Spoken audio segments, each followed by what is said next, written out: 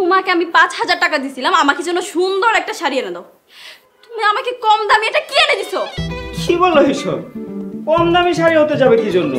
কত দেখে শুনে শখ করে তোমার জন্য একটা দামি শাড়ি কিনে নিয়ে আসছি। খবরদার, একদম মিথ্যা কথা বলবো না।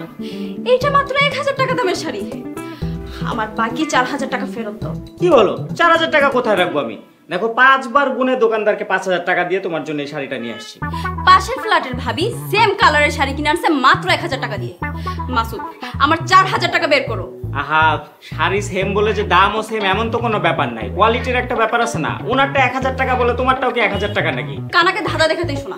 ভালোই ভালোই বলছি মাসুদ, আমার 4,000 টাকা বের করো। আমি এখন 4,000 টাকা তোমাকে কোত্থেকে দেবো? আমি টাকা বানাবো?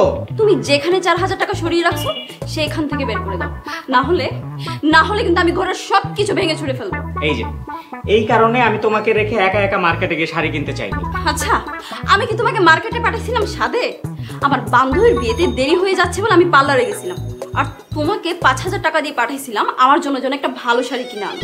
এই সুযোগে তুমি কি করলে? তুমি আমার 4,000 টাকা মেরে দিলে। আমি ভালো করে বলছি, আমার 4,000 টাকা বের করো মাসুদ। আমি 4,000 টাকা কোত্থেকে দিব? দেখো, তুমি যদি সংসারে সবকিছু ভাঙচুর করতে চাও, আমার ক্ষতি করতে চাও, করো, কোনো সমস্যা নেই। কি? আমি সংসারের জিনিস ভাঙি বলে তুমি আমাকে খুঁটা দিচ্ছ? ঠিক আছে, আমি তোমার সংসারের কোনো কিছুই ভাঙবো না, আমি নিজের কপাল ভাঙবো, আমি নিজেকে শেষ করে দিব।